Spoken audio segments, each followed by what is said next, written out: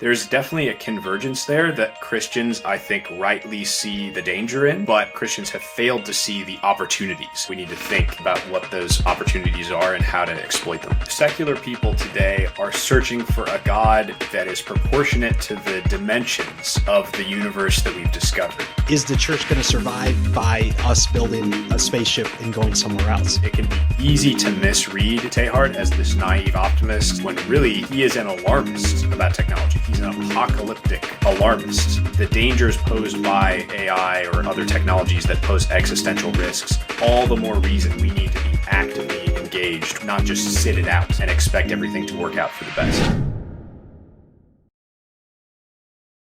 We have Ian Huyett with us today, who is a constitutional lawyer, and he specializes in Christian advocacy. It's been published also in a number of publications for independent research, mainly specializing in Christianity topics. I know he also has a crypto topic, which we're surprisingly not going to be covering today. Instead, we're going to be talking about a interesting figure. Why don't you pronounce it for me, Ian? Teilhard de Chardin. Now, I don't know how to speak French, but that's the customary English speaker pronunciation. So we're going to be talking about Teilhard. I'm going to let Ian introduce him, but he is a Catholic priest who I think some of our Catholic audience should be familiar with him. Some of our Protestant audience, probably not. I know I was not familiar with him. Before reading some things that Ian wrote for Stasios, we'll link those in the description there for you guys to read.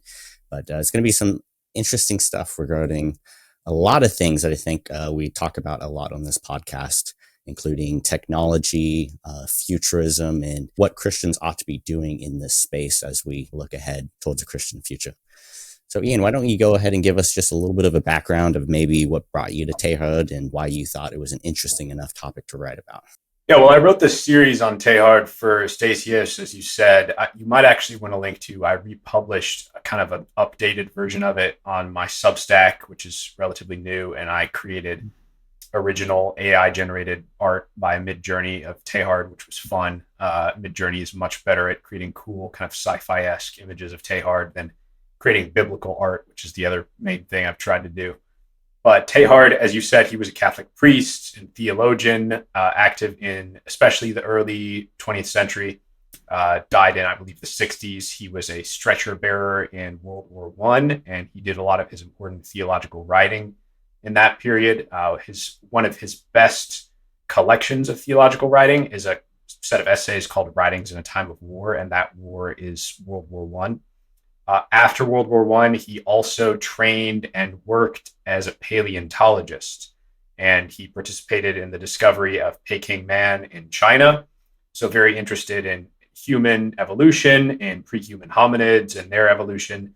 And he was under the auspices of the Catholic Church participating in this paleontological research while also trying to kind of develop his profile as a theologian. The thing about Teilhard, though, that posed a lot of difficulties for him politically within the Catholic Church is he was doing all this writing before Vatican I, and the Catholic Church had not yet taken a clear position on human evolution. And there were actually, this was kind of news to me in studying Teilhard in his career. I had always assumed that the Catholic Church in modernity had always been very comfortable with evolution, and that young earth creationism was sort of a distinctly Protestant phenomenon. But there were elements of kind of young eartherism within the Catholic Church, evidently pre-Vatican I. And by young eartherism, I mean not just the idea that Christians ought to look askance at evolution, but the idea that you are beyond the bounds of sort of church teaching or what the Bible teaches if you believe that humans evolved from prior organisms. So because he was so fascinated by evolution, and in fact, evolution is really critical to his eschatology, to his theology, he makes it kind of the centerpiece of all of those things. There were some people that looked askance at him. And so his attempts to publish theological works were sort of continually thwarted by his superiors. He was a Jesuit. And so a lot of his most fruitful theological writing were essays that he circulated among his friends. And then many of them were published and became a lot more famous posthumously, even though he did have a circle during his own lifetime in which he was known and well regarded as a theologian. Take a step back. You said you're changing the art out for Midjourney. I actually appreciated the Dali art in the original articles. I'm a big Dali fan, Salvador Dali. I know Matt Oh, it knows. was Wombo Dream. The original series, I used Wombo Dream, but that was like a year or two ago, and I could just Wombo would not do people, and neither would Dolly. Really, it was just kind of these. No. I'm saying Salvador Dali, the artist. You use some of his paintings. That's so funny. I thought you meant Dolly. Yes, no, I used at the beginning of each Teilhard de Chardin piece for Stasios, pieces by Salvador Dali, the artist from Dali's nuclear mysticism period, Yes. Dali, the Catholic painter who I love. I kept all of those at the end of my Substack pieces. I just moved them down. And another thing you might notice, Connor, is when I was giving instructions to Midjourney to make art of Teilhard, I would often tell it, do it in the style of Salvador Dali's nuclear mysticism period. And I think it did that pretty faithfully, actually. Dali was, of course, influenced by Teilhard, so it was appropriate to use Dali's nuclear mysticism, sort of Christian futurist art for a Teilhard series. Yeah, I didn't actually realize those connections until I had read your articles. But yeah, definitely a big Dali fan. I'm a huge Dali fan. I think there's such theological depth and insight in his nuclear mysticism Christian period work. There's so much overlap between that and what we're talking about now. And so, Connor, I was super excited when I was listening to your Julian Alquist episode when you mentioned you were a fan of Teilhard's Catholic period. Yeah, and you turned us on to Julian Alquist actually too. So we have to give you the thanks for that. That was a great episode. What a great podcast. Yeah, I've never met him, but I subscribed to Gilbert Magazine, and I thought, Connor's got to interview this guy. So it was great to hear you guys get into more detail there. So super interesting with this Teilhard character. I'll tell you, like, I'm a Protestant. I hadn't heard about him, but I do know that he's viewed as a very controversial figure, at least in Catholic circles. So you mentioned maybe some of the overlap with evolutionism and, these things, but why don't you talk a little bit about maybe what makes him so controversial? And specifically, I'm kind of interested too, just looking at Christianity in general. I wrote a piece recently, a pretty short piece. I designed it kind of just as a Twitter thread and then adopted it to be somewhat of an article. But just noticing that there's a lot of pushback with Christians, specifically regarding AI. But I think there's generally this distrust of new technologies among Christian circles. And I think maybe Teilhard was experiencing some of that. Maybe there was some other things going on. But what is it that makes him so controversial? Yeah, I mean, that's certainly an element of it, that he has very kind of optimistic, futurist embrace of technology dimension to his eschatology and his theology in general. But I would probably say, at least among Catholics and probably Christians more generally, people who have a very peripheral awareness of Teilhard today, the main attack you'll hear against him is that he was a pantheist. That, he believed God is just kind of the totality of all the things that exist in the material universe, and maybe that creates some kind of super consciousness, and we're sort of all a part of that, that we need to aspire to be absorbed into this single kind of monistic whole, and that's somehow kind of union with God. So that's the sort of common caricature of Teilhard, that he was a pantheist. He had these sort of quasi Buddhist ideas. And I think if you hear Catholics attack him today, and if you hear them spell out specifically why they're attacking him, that's usually the attack. Because, post Vatican II, there are, of course, Catholics who believe that, humans didn't evolve from non-human organisms, although I think that's a minority position among Catholic thinkers. But you will not hear any Catholics say that you cannot be a good, faithful Catholic and believe in evolution and the scientific consensus on evolution. I think that's been basically ruled out authoritatively by the church. So that's not the line of attack you hear on Teilhard. What you instead hear is that he was a pantheist. And I will just say, just to sort of give a general overview of my kind of stance on Teilhard, as you said, he's my guy. I have an overall very positive view of Teilhard, but I definitely do also think he committed some serious errors. And I think he does need to be read with, a degree of caution, which is the formal position of the Catholic Church, of the Congregation for the Doctrine of the Faith, that there are some, serious errors to be wary of in his work. But what I will say is that I don't think he ever affirmed any heresies. He was never outside the bounds of the cardinal doctrines of the Christian faith, and he certainly was not a pantheist. And in fact, not only was he not a pantheist, but one of the areas where reading Teilhard is very fruitful is he is an extremely penetrating and even brutal critic of pantheism. And I describe him in my series as kind of an apostle to the pantheist. He's trying to show pantheists why, yes, you have some good instincts, you appreciate the value of God's creation, but actually pantheism is a road to death. I mean, he's very, very negative in the language that he uses to describe the ultimate fruit of pantheism, even though he can write about pantheism with empathy. And that is really the thing that leads some people to incorrectly jump to the conclusion that he is himself a pantheist. Now, the last thing I'll say on that point is I think the vast majority of people who attack Teilhard as a pantheist have literally never read anything at all by Teilhard, like nothing. But I think, if you were to read a sentence or two of Teilhard out of context and come away thinking he was a pantheist, that's because he can write about it with empathy. But if you read Teilhard in his entirety, if you keep reading writings in time of war, he walks you down a road of, yes, I empathize, and here's why pantheism is a road to death. And you think that pantheism is a beautiful woman, but actually she's a corpse, and you've fallen in love with a corpse. He always terminates in a penetrating criticism of pantheism. I have a lot of questions to ask you about this, and we're going to really unpack what Teilhard was essentially suggesting and kind of what we ought to take from it, in his body of works. But we are two Protestants talking about this Catholic priest. And I know Matt over here is actually a Catholic. And yes, I think this podcast tends to be pretty Catholic. Our last episode was with Matt Pinto, who is a Catholic founder of Ascension Press. So that was 3 Catholics and just little old me holding on the Protestant fort. So today we flipped it a little bit. We don't have Brandon, and we're definitely heavy on the Protestant side. So but we're talking about a Catholic, so it's me and Teilhard against. And Teilhard is here too, as well. Right. Yeah. So I will say I was introduced to Teilhard before these articles a number of years ago, maybe 5 years ago.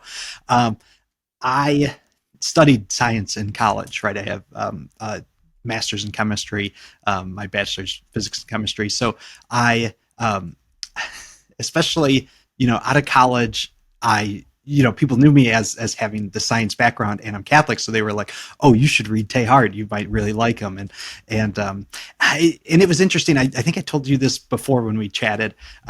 I was reading this book that somebody wrote about Teilhard, and some of the language that the author was using, I was like, I don't know if I really agree with that. But then anytime they quoted Teilhard, I was like, oh, okay, that makes sense. Like I can go with that. And it just in general, I think, is my experience with the Jesuits. Some people who really like the Jesuits, I disagree with, but every Jesuit I've met, I've agreed with. So the followers of some of those people, they appeal to a different audience. Like you're saying, that he appeals to the pantheists. I think in general the Jesuits get that critique because they tried to, originally they were missionaries out in Asia, and so they would try to, meet the people where they were at. And then anyway, I think it's kind of a general thing about the Jesuits. I do think it's interesting. I've really had to wrestle with this science question. I actually, back in high school, I like that was the origin of doubts that I had, was science. The doubts of religion that I had were from science. And so I've tended to hold the two in opposite hands, right? To say, okay, like science does these things and religion does these things, and they shouldn't intersect. And so I do think Teilhard is good to maybe have a Catholic approach to science. And so the book I was reading, and I just want to make sure this is correct. The author seemed to be painting this picture of Teilhard as approaching God through kind of finding immutable matter.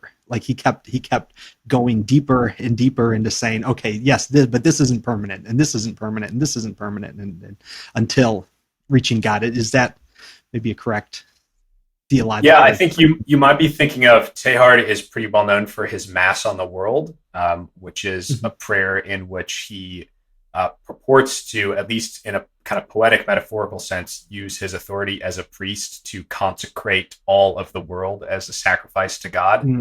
Evidently, that's not exactly canonically above board, but it is a beautiful piece of writing that a lot of people encounter Teilhard because of that piece of writing.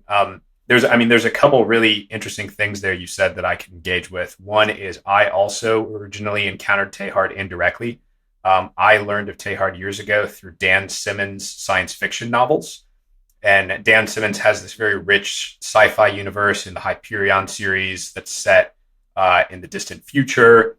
There's a resurgent, very prominent Catholic Church in the future, and Teilhard has become a saint, and he's become kind of he's like the new Aquinas. He's become a central figure in Christian theology in Dan Simmons' universe. And I sort of had the impression from Dan Simmons, very vaguely, of Teilhard as this, early 20th century futurist who thought Christians are going to, go out and subdue all of the stars and planets of the universe and draw closer to God through that process. So just from encountering Teilhard indirectly, he sounded awesome, and I wanted to get to know more about him. So that was kind of my initial introduction to Teilhard. And then, you mentioned this ambiguity around the Jesuits. Teilhard, he's an ambiguous figure in how he codes when you read him. And that is part of what leads to his very sort of mixed reputation. So you can sort of read Teilhard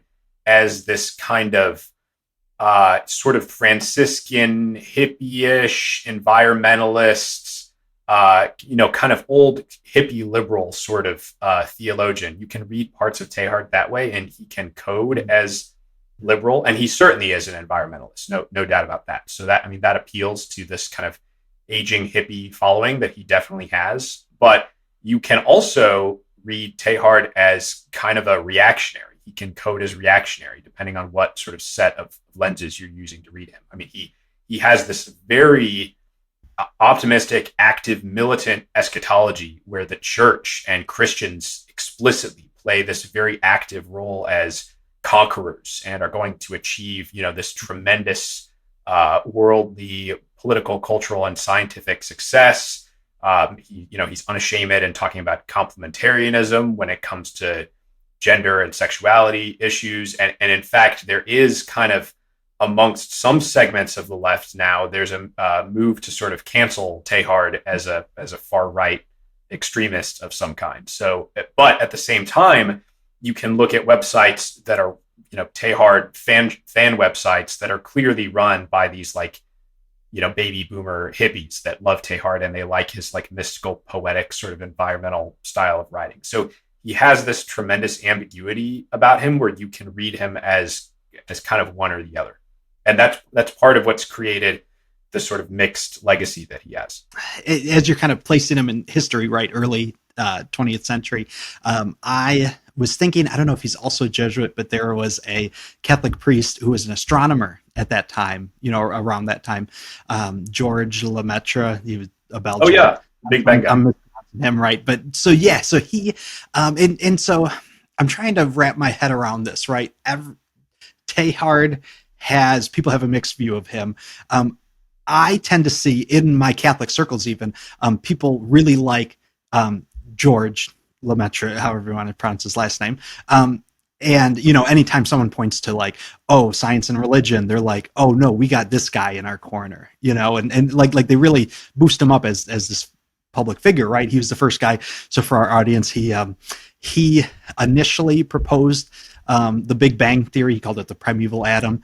And then it was, a few years later, why can't I not think of the other scientist's name who, there's another astronomer who actually made measurements that, corresponded with that. And then Hubble, the space telescope, Edwin Hubble then made measurements that went along with the theory and kind of confirmed this, at least, as a theory. And so it's interesting. I wonder if you have a sense, or if you can point to why Teilhard, Catholic embracing evolution, is seen in this controversial light, maybe this negative light, where like Catholic embracing the Big Bang, so many billion years before, right, like the first step, is not seen in this controversial light. Yeah, that's a really good question. I mean, my best guess is that there was the initial controversy around Teilhard was about evolution, and certainly the central place that Teilhard put evolution in terms of his overall theology. And the original 1960s censure of Teilhard from the Congregation for the Doctrine of the Faith is 100% vague. It says he committed serious errors, period. No attempt whatsoever to specify what those errors were. So, and now since then, I need to point out, he's been quoted in a bunch of encyclicals. He's been quoted by Ratzinger, by Paul VI, I'm pretty sure, by Francis, John Paul II. John Paul II's Cardinal Secretary of State released a statement, quote unquote, on behalf of the Holy Father, on behalf of John Paul II, saying that Teilhard was a man seized by Christ in the depths of his being. This was on the centenary of Teilhard's birth, and said that Teilhard offered this really unique path back to hope for people imprisoned by nihilism and despair. I mean, basically this ringing endorsement of Teilhard as a wonderful theologian, with this very slight qualification that, yes, his writing has some difficulties. That was John Paul II. So there have been a lot of positive statements about him that are official church statements or church teaching of some kind or the other.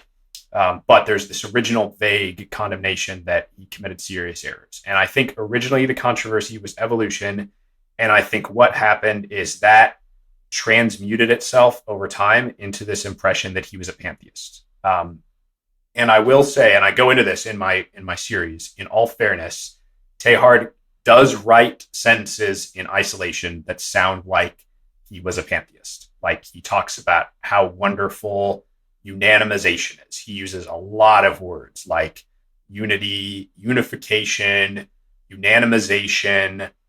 He has a really infamous quote where people always quote one sentence and then they always omit the following few sentences. But the one sentence in isolation, he says, we will become a single vast grain of thought, which that sentence really sounds pantheist. I mean, even when I read that sentence, I was like, maybe this guy actually is a pantheist. And then I read the kind of following sentences, and he, in the surrounding context, is very explicit that we will not become a single undifferentiated being. Teilhard many times is very clear that he says, this is a direct quote, God cannot be in any way intermixed with the creation that he sustains in being.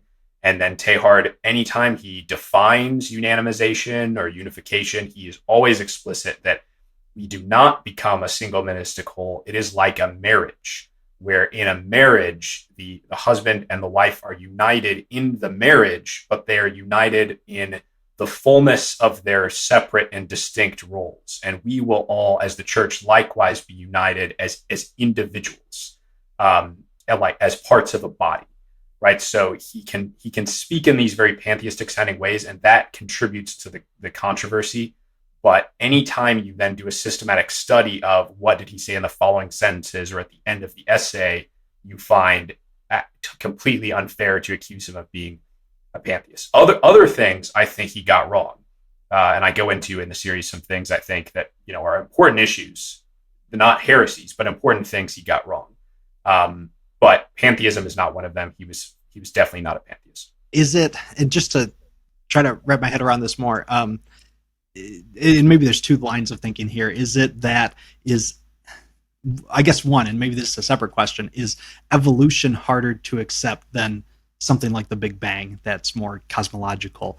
But then I guess I'm also thinking of, right, these two figures, right? You had at different points in history as well, right? You had Copernicus and Galileo. And is it that Teilhard, is it him trying to unify the two, his science and religion, that then, or I right, like Galileo, the church didn't like him, not because they said his theory was wrong, or some part is, hey, you don't actually have proof for some of these things anyway. We can get really into it, right? But Copernicus, nobody looks negatively upon him, even historically, right? But then Galileo, you have, and maybe it was just a slightly different time in church history, or maybe it was that he tried to unite the two in a way that seemed disjointed. I don't know. Is that what's happening maybe with Lemaitre and Teilhard? Yeah, well, I guess kind of my suggestion was, I'm not sure how much today evolution still directly contributes, at least in Catholic circles, to the controversy around Teilhard. Although you have a better perspective on that, better and fuller perspective on that than I do. Certainly, my Catholic friends, when I talk to them about Teilhard, and if they have a sense that Teilhard, that guy was up to no good, I'm not sure about this Teilhard guy. Usually, when I scratch the surface there, I find they think he's a pantheist. That's really the problem. It's not that they're fired up about evolution. But I think that I agree with the kernel of the point you're making, which is evolution is seen very differently than the Big Bang in all kinds of Christian circles, not just Catholic. And I think that has a lot to do with the way that the discovery was framed. I think in part because Lemaitre discovered the Big Bang, it was framed as a victory for theism. Whereas evolution, I think, when major breakthroughs were happening in the development of Darwinian evolutionary theory, atheists were very, very triumphant in presenting it as a vindication of atheism. And rather than questioning that framing that the atheist used, a lot of Christians just wholeheartedly accepted the atheist framing and said, oh, well, you atheist scientists, you seem like very smart gentlemen. You say this is a vindication of atheism. So yes, sir, we accept your framing. We believe you. And therefore will wholesale reject this discovery and line of thinking. I think that's basically what happened. Well, let's talk about the eschatology points a little more, because, I know Teilhard's really known for this omega point idea. And I think this is going to be really relevant to the podcast and what we're talking about, because so kind of our purpose here with this podcast, Ian, is we talk mainly to builders. So Christians who are building mainly in the crypto space, but a lot of AI builders as well. That's kind of the niche that we found. And we think it's really important to kind of, introduce these technologies to Christians in such a way that says, hey, we need to be building these things. And I think talking about the issues with evolution and whatnot, and frankly, I'm really not an evolutionist. I know you studied this a little bit in college. You're obviously a little more open to these types of things, but I do think I studied biological anthropology. Matt's a big scientist too, and we've had these discussions. But I think there's something. I think what really it is there's a lot of Christians who just see that a lot of technology and scientific progress and just progress in general doesn't really lead towards Christian ends, at least looking at the past 200 years and whatnot. And part of this does have to do with eschatology. I don't think everything has to do with eschatology. And actually, on this tweet thread that I wrote, I spent a lot of time kind of making the case that, hey, we do need to be building AI things. And I know Christians distrust these things, but, maybe here's a different perspective. And then I got totally ratioed by this other guy who came in and was like, oh, yeah, this is all because of dispensationalism. I understand that argument. I do more or less agree with it, but I don't think that's like the whole thing. So I don't want to necessarily focus entirely on eschatology in this podcast, but I do think it's something interesting that we need to kind of introduce people to, that says, hey, like, why are we building things? Like, what are we working towards? And specifically with Teilhard's omega point, I think this kind of just unabashed, like full speed ahead attitude causes a lot of fears. So why don't you just introduce us to that, Ian, as far as the omega point? What is Teilhard really suggesting, and how does this maybe differ from traditional concepts of Christian eschatology? I'm not sure that there is any contradiction or necessarily difference between the omega point and traditional categories of Christian eschatology. I think it's kind of a apples to pears comparison, where you can sort of incorporate the omega point as an additional insight into certain traditional Christian views of eschatology. So I don't think Teilhard thought he was offering a fundamentally new eschatology. That's basically what I'm getting at there. But the minimal definition, I would say, of the idea of the omega point, which originates principally with Teilhard, and certainly he coins that term, omega point is the idea that entropy, and specifically the heat death of the universe, will be resolved, and humanity will, in cooperation with God, resolve the heat death of the universe. And the omega point is any point in the future at which entropy, and specifically the heat death of the universe, has been somehow resolved in cooperation with God on Teilhard's theology. And then there are within that framework many different visions that different people have come up with, scientists who have been inspired by Teilhard and have tried to kind of create mathematical models of this, and then different subsets of groups of theologians who have different versions and conceptions of the omega point. But the rough framework for what an omega point is it's a future resolution of the heat death, and it's accomplished in part through human agency somehow, our agency in cooperation with God. We are co-participants, co-creators with God in bringing this about. Now, I mean, you mentioned, these traditional Christian categories of, now, and I shouldn't even say traditional because, right, I mean, dispensationalism is a product of modernity. Even you could say that post-millennialism has roots that run throughout all of Christian history. But I mean, even these categories like post-mill, a-mill, pre-mill, these are all modern categories, even if some of the ideas they reflect are older. And Teilhard, one thing I should make clear is he does not offer a systematic biblical exegesis of eschatology. He quotes the Bible often, but you won't see Teilhard go through okay, I'm going to analyze the timeline in the latter third of Revelation and Christ returns posterior to the millennium. That's not Teilhard's primary area of interest. He's not doing a systematic kind of hermeneutical analysis of eschatology. And I think we should do that as the church collectively, but that was not Teilhard's interest. Teilhard, the way he applies the Bible to eschatology is basically through just sort of distilling a couple of themes. And the basic themes of Teilhard's biblical eschatology are, I guess you could say, two things. One, there's a dominion mandate. God has given us dominion over all of the works of his hands. And two, that dominion mandate is cosmic in scale. So God has created the whole of the universe for God's creation. And I think Teilhard then just kind of takes those two themes that he sees running throughout the Bible, and he just plays them out to develop this idea of the omega point. Yeah, it's the question of like, okay, what are Christians working towards, essentially, right?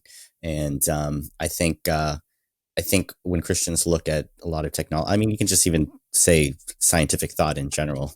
Speaking of Charles Darwin, you can believe that certain technological advancements have been good and will yield good results, but when you look at just the results of the past 200 years, we haven't necessarily see things strive towards a necessarily Christian future. So I think this is what causes Christians to feel, and you can say it's dispensationalism, right? Oh, we're scared of human progress because we see, human progress is ultimately going to lead to this future world that's obviously worse, right?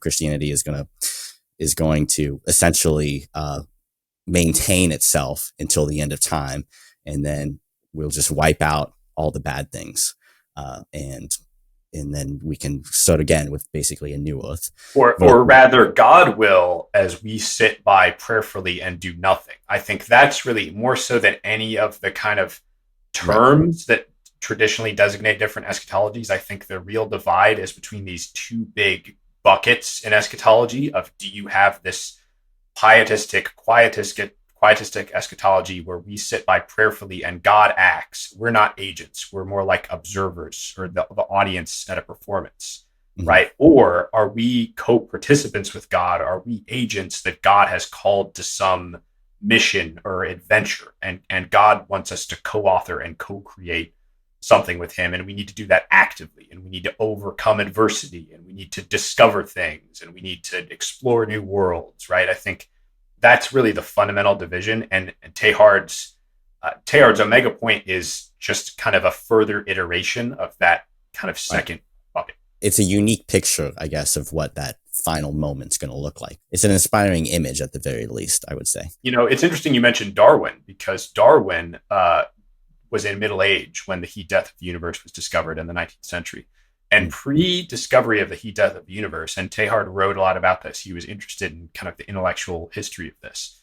You had this very optimistic atheism where, there's this kind of robust atheist tradition of, not only is religion backwards and for fools, but we're going to create this wonderful, boundless future for humanity by kind of taking the place of God, and we're going to create our own destinies and so forth, and the sky's the limit once we discard sort of the shackles of religion. And Darwin himself originally kind of had that perspective, and then the heat death of the universe is discovered in the 19th century, that it looks like the universe is going to eradicate all life and just make any life in the universe impossible. And it looked like there was no escape from this. And Darwin and other people who confronted this, it pulled the rug out from underneath their entire worldview. Darwin was extremely depressed by the prospect of the heat death of the universe, understandably, and said it's just unbearable to contemplate this. And so Teilhard then enters into this conversation, and he says, Christian eschatology and this idea of the dominion mandate, and Romans saying that creation itself will be set free from its bondage to decay or to corruption. Christianity and Christian eschatology, and specifically the active tradition in Christian eschatology, Teilhard says, really offers a very elegant answer to this heat death of the universe. And in fact, it offers the only answer. And that's basically where the Christian tradition of the Omega point comes from, is Teilhard trying to apply these historic Christian insights about active eschatology to this new scientific discovery of the heat death of the universe in the 19th century. I'm trying to balance, I guess, both viewpoints here. The one that says, yes, we need to embrace technological and scientific advancement. And the other side that says, okay, but the results of that over the past 200 years just hasn't lent towards Christianity. And I guess I use Charles Darwin as kind of that example. You would look at Charles Darwin, maybe not necessarily positively, but at the very least advancing that scientific endeavor. And we can see even today, we have a lot of figures who are pushing scientific advancements. Elon Musk, Sam Altman, even Vitalik here with crypto and Ethereum. But for the most part, it doesn't seem like these figures are Christians. It's mostly non-Christians that are working towards these advancements. And because of that, we haven't seen things necessarily promote Christianity or promote, good like social morals or social values. There's just been a lot of history. So I don't think it's necessarily dispensationalism that is causing Christians to question whether or not we should progress. I think it really is just the past 200 years. And so I can't blame them for being distrustful or having maybe some qualms about just an open embrace of technology in the way Teilhard is. The question, though, Connor, is how much of that disproportionate atheist or naturalist representation among these leading scientific figures, how much of that has to do with the premises of naturalism and atheism versus Christians opting out of their calling? Yeah, I can see that. But I do also, I guess I see like a type A and like type B problem. It's like, one, Christians don't participate and we don't, build these things. And then we just, it's a self-fulfilling prophecy. Like we lose because we don't participate. But then you also see maybe a character like Teilhard, who is a Christian, who is kind of pushing these boundaries. But at the same time, like, what is he like fueling? Like you just said, like there's a lot of people who maybe don't fully understand what he's implying, but the people who have fully embraced him, even if they don't necessarily embrace his views on Christianity, of some of these secularists or transhumanists who are maybe using bits and pieces of his theology to basically support their causes. So Christians fear that we're just going to be adding, I guess, fuel to the fire in a sense. Well, I draw a distinction between, I can't remember all the people you mentioned, but you mentioned Vitalik and you mentioned Elon. And I would say that Vitalik is clearly a transhumanist. And Elon, I would say, is not. Who else did you mention? Altman. Who knows what Altman's views are on transhumanism, but I haven't heard him say, like, Vitalik, for example, has said we should eliminate female pregnancy because it's oppressive to women and we should have artificial wombs. So I would say that's kind of a quintessentially transhumanist position, and Teilhard would find that repugnant. Teilhard's very emphatically about the complementarity of the sexes is an embodiment of this higher order of the Trinity that God has created for us. But if you look at Musk and Altman, you have this interesting development of sort of Silicon Valley religion, where Musk, in his most recent appearance on the Lex Fridman podcast, Musk for a long time has been emphatically a proponent of the simulation hypothesis and has said the odds are billions to one that our universe exists within a computer substrate. It was created by these programmers that transcend the universe. In this Lex Fridman podcast interview, this was the first time I've heard Musk actually use the word God to refer to the simulators or the simulator of the universe. He says the God of Spinoza, but he says God. So he sees some parallels there. And certainly the simulation hypothesis, while I think very important for Christians and Christian apologists to engage with, is not Christian theology at all. But it is nonetheless very interesting that the atheists who affirm it are rejecting a lot of the traditional kind of Bertrand Russell-esque premises of atheism, and they are moving towards a version of theism. I think there's no doubt about that. And so just like in Roman antiquity, when you saw kind of Roman polytheists affirming these sort of proto-Christian, cults of Sol Invictus, for example, or Stoic monotheism, just like that was an opportunity for Christian evangelism. I think this current development among people like Musk, maybe to a lesser extent Altman, I don't know as much about his views. I've heard him talk about the simulation hypothesis as well. But I think Teilhard is is a figure that provides us a helpful framework for engaging with those sorts of people and having fruitful evangelistic conversations with them, to kind of recognize the insights there about technology and human agency that are legitimate, and then talk about how they point to God and point to Christian theology. And I'll give you one specific historical example of this actually playing itself out. The physicist Frank Tipler was a sort of secularizer of the omega point in the early 1990s. Frank Tipler wrote books, in one book in particular, The Physics of Immortality, saying, I like this idea of the omega point, but I want to discard Teilhard's Christian framework. Let me just develop a purely secular mathematical model of the omega point and get rid of the Christian stuff. That was kind of the theme of this book in the early 90s. But through this kind of process of trying to develop this secular version of the omega point, Frank Tipler engaged with people like the conservative Lutheran theologian Wolfhard Pannenberg. He was, of course, engaged with Chardin. And eventually, Frank Tipler just became a Christian. And today, he's a Christian physicalist, which is kind of a controversial position, but he affirms all of the historic cardinal doctrines of the Christian faith, all the historic church councils. He's a Trinitarian. Christian physicalism is weird, but it's I think within the mainstream, most conservative Christian theologians who think seriously about it, I think, would agree. So for Tipler, Chardin served as this gateway drug to an orthodox Christianity. And I think that can happen with other people as well, if we engage with the insights that people like Chardin offer, while at the same time definitely being aware of and being cautious of some of the serious theological problems that we do find in Teilhard. Yeah, I think that's kind of an interesting perspective. Like, maybe we just haven't seen the full fruits of what Teilhard started, right? Well, we haven't used them, right? The phenomenon we see of, the simulation hypothesis and Elon Musk is the most obvious example, but there's definitely a broader current of today people that are using naturalistic and atheistic sounding premises to arrive at some version of theism. Mm-hmm. And the question is, how can Christians fruitfully engage with that and recognize that there are truths that these people are arriving at, while also responding to the areas where they're in error. And I think Teilhard is kind of a good guide or starting point for having that conversation. I think it's good. And then, the Silicon Valley religion, I think you can also see figures,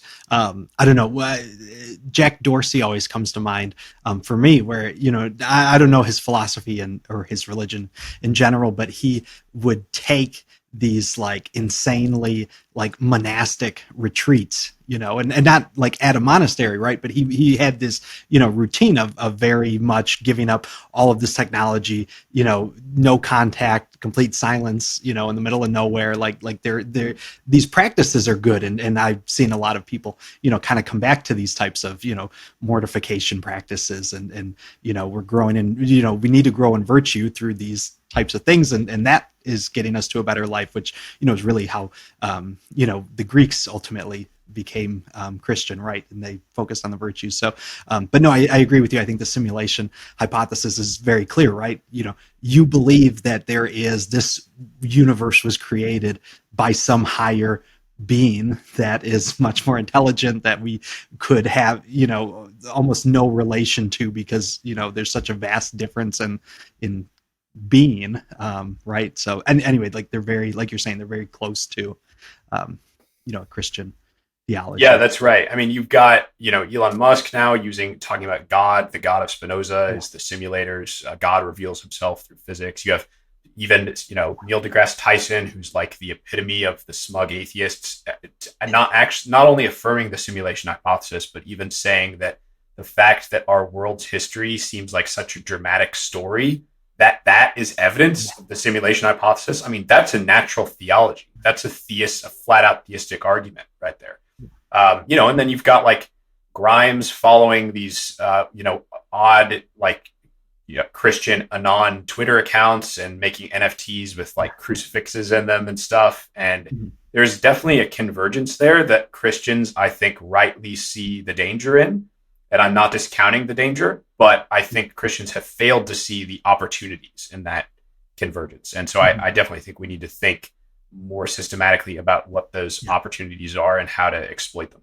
Yep, and definitely, and really, as you mentioned, I think this Frank Tipler case is a great example, right? If we can, be like Teilhard to the pantheists, to the transhumanists, to the simulation theorists, to whoever, right? If we can come up with a very good argument against it, then, they have to either try to face our argument, or ultimately I think a lot of the culture is going in a way of rejecting reason in general, right? But as long as they don't do that, then they have to confront it. They have to say, okay, why is Teilhard wrong, or why is Ian Huyett wrong? Yeah, that's right. I mean, the model obviously is Paul in Acts, Paul quoting Stoic poets.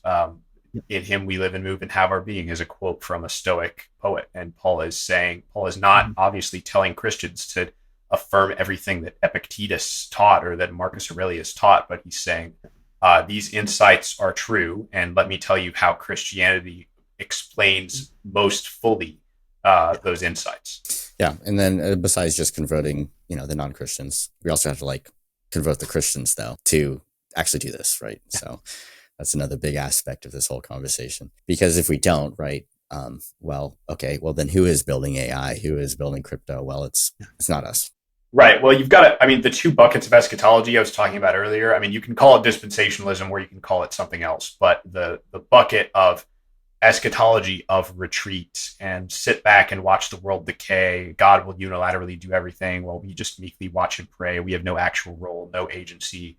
I mean, that's not only is that a problem that has to be fixed, and not only is that a problem that has to be fixed for like Teilhardian scientific reasons, that's a problem that has to be fixed for like urgent cultural and political reasons. I mean, that's at the root of a lot of losses across the board for Christians in politics and in the culture. So, I mean, in a sense, science and technology is almost the least of our problems in terms of fixing eschatology within the church. But if we do fix it, if Christians kind of reclaim a more active eschatology that emphasizes the agency of Christians in the church, the good news is that can fix a broad swath of problems, political, cultural, scientific. And maybe to frame it in a different way, not to just think about the heat death of the universe, right? But even in, 5 billion years, the sun is going to become a red giant and, consume the earth, right? And so, we have to, at some point in the next 5 billion years, as Christians, say, hey, how are we going to protect ourselves against this, right? There is an inevitable thing that's going to destroy the earth, right? I mean, if you subscribe to climate scientists of today, maybe that time scale is even shorter, right? But I don't know. I'm a physics guy, right? So I like the cosmology of the sun consuming the earth. But is the church going to survive by us building a spaceship and going somewhere else, or is it gonna die? If Christ doesn't return in the next 5 billion years, which I suppose is a lot of other eschatology buckets we could throw in there. Well, that's a really good point. Teilhard has this great quote about secular people today are searching for a God that is proportionate to the dimensions of the universe that we've discovered. We have now such rich awareness of the scope and vastness of the universe. And a full account of Christianity and the way that Christianity makes sense of the universe and our role within the universe has to take account of the scale of the universe that we've discovered through the book of nature. And I think Teilhard is right to strongly emphasize that in his theology. And it certainly makes no sense in light of what we know about the size of the universe for Christians, as they often do, to just sort of hand wave that away and say, pay no attention to that. I don't really have to think about the universe and the cosmos in my theology. I'm just going to focus on the planet Earth, and that's it. And Teilhard emphasizes that biblical theology is cosmic in scope. There's a lot of cosmic language in whether it's Psalm 8 talking about the stars as part of God's creation and then saying God has put all creation under our dominion, given us dominion over all the works of his hands. Whether it's Paul in Romans saying that creation itself, the cosmos, the universe, will be set free from its bondage to corruption. There's a lot of cosmic scale language in the Bible. So it's actually not reasonable to just cabin the story of Christianity and Christian theology and eschatology to just the planet Earth and hand wave away the rest of the cosmos. So I think Teilhard is certainly right to say, as an initial matter, we need to think of a theological picture that incorporates the fullness of the universe, whatever that might be. If there's anything I want to leave Christians with, anybody listening to the podcast, you have to recognize that technological advancement is going to happen. And it's either going to be led by, people who are not converted Christians, or it's going to be led or participated in at the very least, Christians will participate in it, right? So it's either one or it's the other. So if we don't participate, I don't think you can expect that things are going to get better. Or at the very least, that it's going to end up in a place that is aligned with the common, what we would view as the moral good from a Christian perspective. So I think Christians need to engage with these things. And even if you're like me and you're like maybe distrustful of evolution, I thought it was interesting. The very first article, you had to say the holiness of evolution, Ian. So I have to send that to all my friends and say, hey, I really think you guys need to read this. I don't agree with everything Ian says in this article, but I think there's some really important things to be mined in it. And I think that's the mindset that Christians kind of need to be approaching this stuff with, is that, hey, I don't necessarily, and even the Catholic Church didn't necessarily agree with everything Teilhard was saying or everything any Christian is saying, but like we do have to recognize that there's things to be mined here. And we can't just be sitting back and hoping that God's going to do the work. Like we do have to participate. So I think that's really, I guess, the message that I want to be spreading. Yeah, I agree with all that. Always happy to talk about evolution anytime. But on the standpoint about optimism about technology and the dangers of technology, the existential threat of AI, for example, that this is maybe a good note to end on, that Teilhard was very alive to those problems, to existential threats posed by technology. And, in a sense, it can be easy to misread Teilhard as this naive optimist that everything will work out for the best, when really he is an alarmist about technology. He's an apocalyptic alarmist. At the same time, he's urging us to be very involved in science and technology. He also says that as technology gives human beings greater and greater power, evil will go on growing alongside good. So good is going to gain greater and greater power, but simultaneously so will evil. So it's not this kind of common linear post-millennialism that everything just gets better and better and better. It is rather apocalyptic conflict, but precisely because it is apocalyptic conflict, we need to be actively engaged in that conflict as agents, and not to just sit it out and expect everything to work out for the best.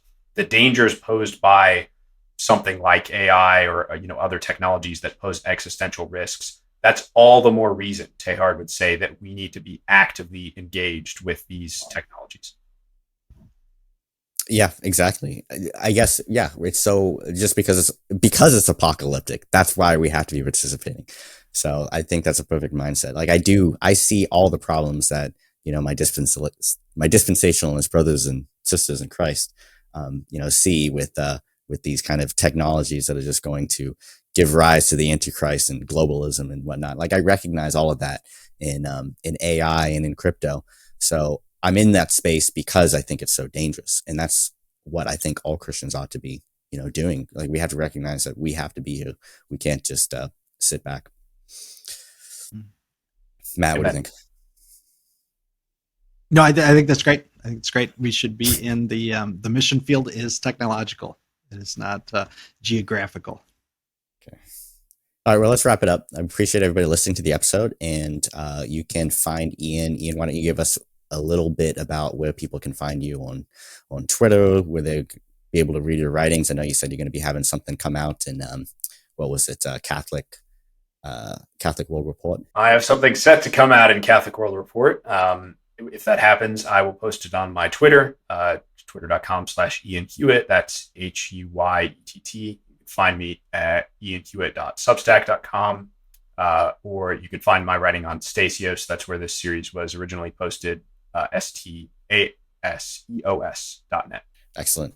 Everybody go follow Ian and go ahead and click like on the video. Give us a comment if you have anything to say about the episode. Subscribe. We're going to be talking to a lot more Christian technologists in the crypto, in the AI, and just in general, the technology space. So hope to see you all next episode.